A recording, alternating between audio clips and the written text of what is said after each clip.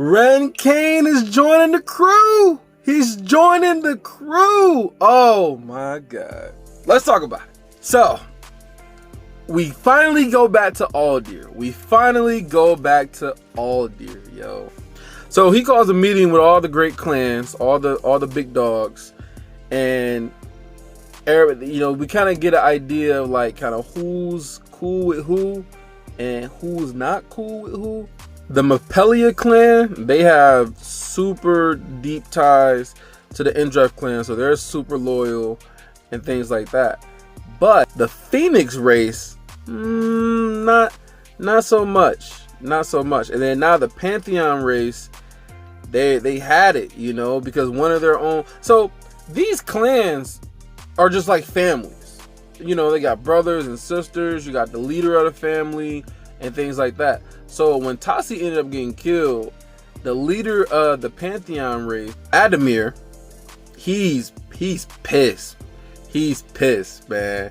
He ain't having it at all. Now, Kessis is up there lying his ass off again.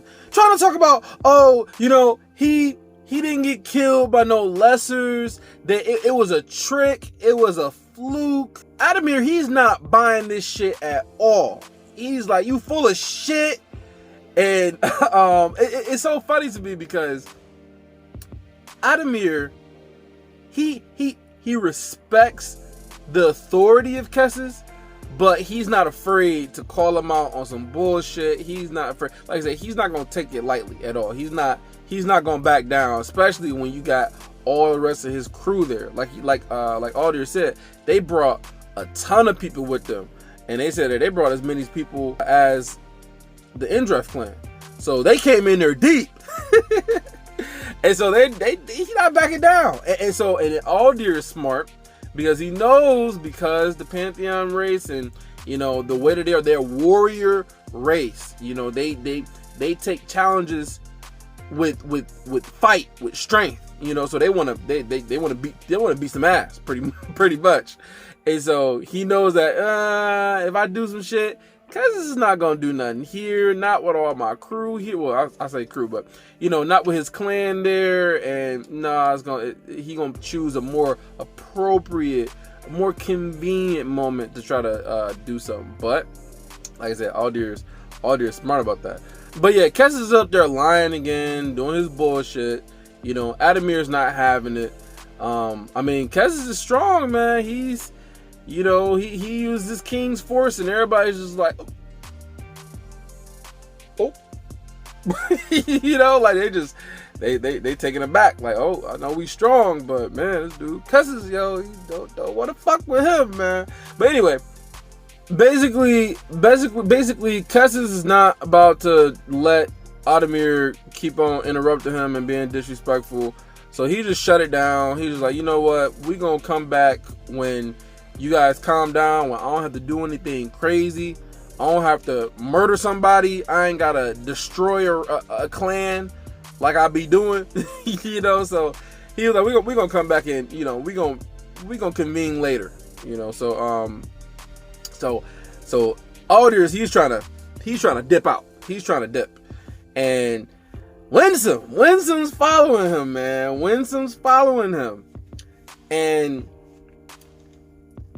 Winsome's just like, yo, I know what happened. I know what happened. You didn't follow through with the order from Lord Indref. You didn't follow the order. And then Alderman, he ain't lying. He ain't trying to hide it. He's being honest. He was like, yeah, I didn't kill the Lancers. Nope, I didn't do it. Come in, beg for mercy. You can go back to Lord Indref and beg for mercy. And prove to him that you can be a leader of the Asuras. And Alder's like, you know what? I ain't doing this shit, bro. Like, y'all kill people on a whim, and you can just decide when a race is not going to be useful anymore, and you just eradicate the entire race. What's stopping you from just saying that the Pantheon race isn't of value anymore? The Phoenix race isn't of value. This is what Alder's saying. Like, bro, Kessis is a selfish, power-hungry madman who thinks that he has the power to just be able to decide who lives, who dies, who's valuable, whose lives are not valuable. And Alder's like, I'm not having it no more. So yeah, he's changed. He's seen Kessis for what he really is, and he's like, I'm not having it. But I do wonder though. I do wonder exactly how much has Alder seen, you know, because like, was he around when the Jinn got all annihilated? Was he still supporting, or did they lie to him? You know, I'm just wondering, like, I mean, you can be doing the right thing now, but it's just like, for you to just kind of keep quiet and not really say anything about the Jinn being killed, you know, like, kind of, I mean, but I guess people change, right? People change, so I guess there's that. Alder's like, nah, bruh, not going back. I'm done. And Winsome, man, he pissed. And I forget sometimes that Winsome is a dragon, so he's part of the Indrath clan, whereas Alder is not. Alder is part of the Pantheon race.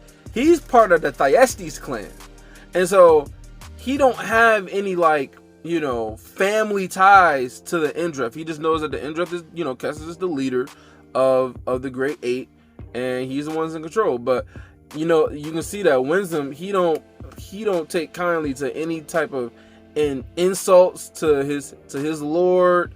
You know, he's calling Kessis, you know, selfish and corrupted, and Winsome's like, woo!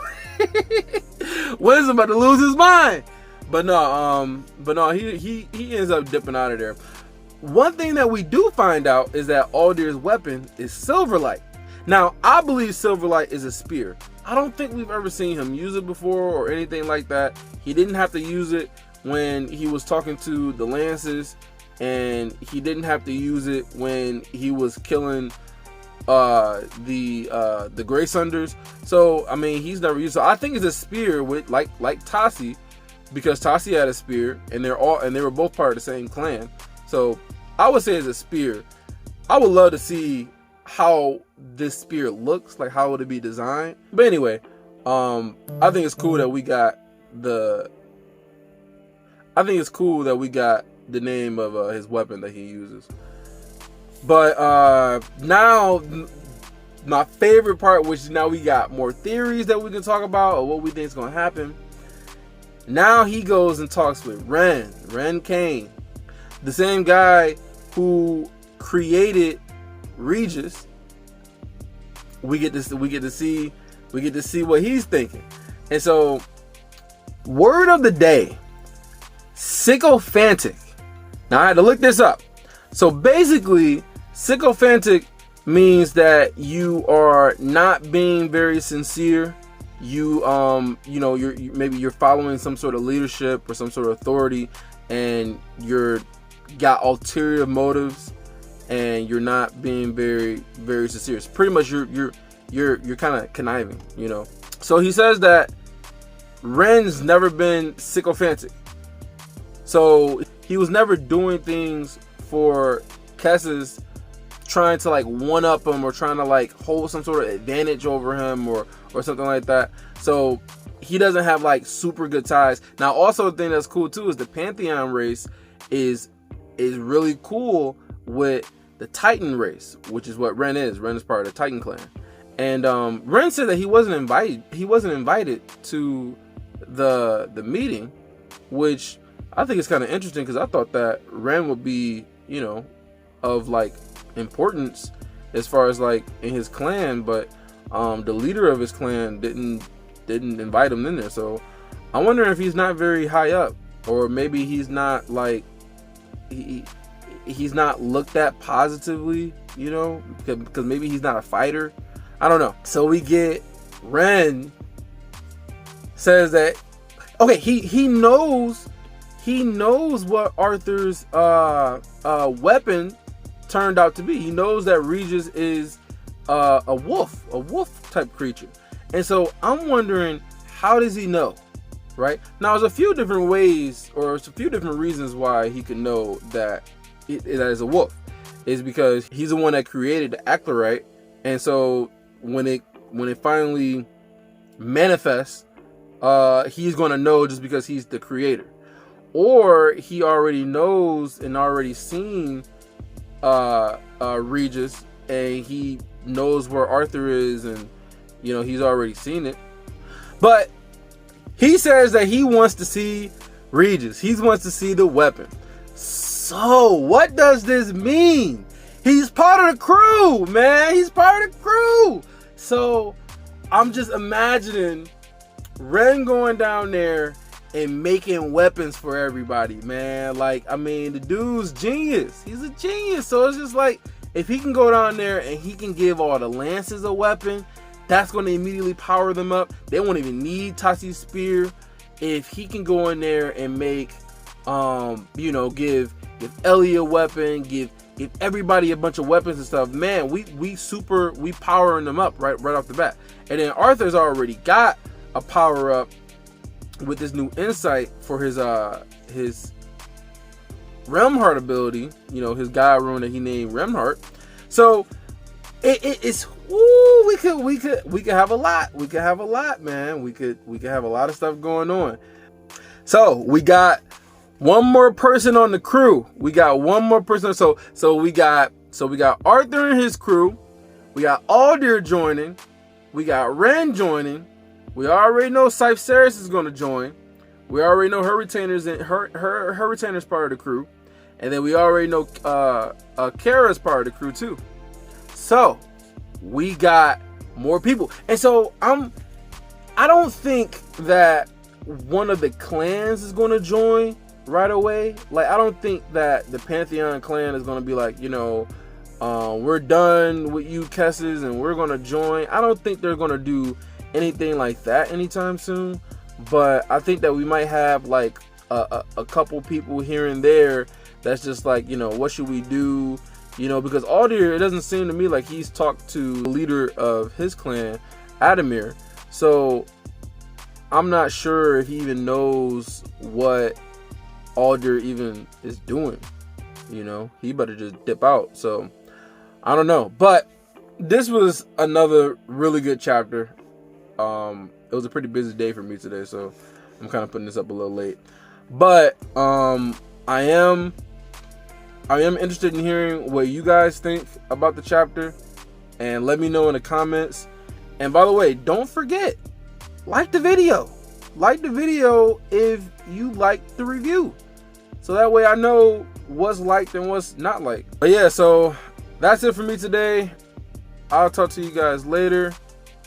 Peace.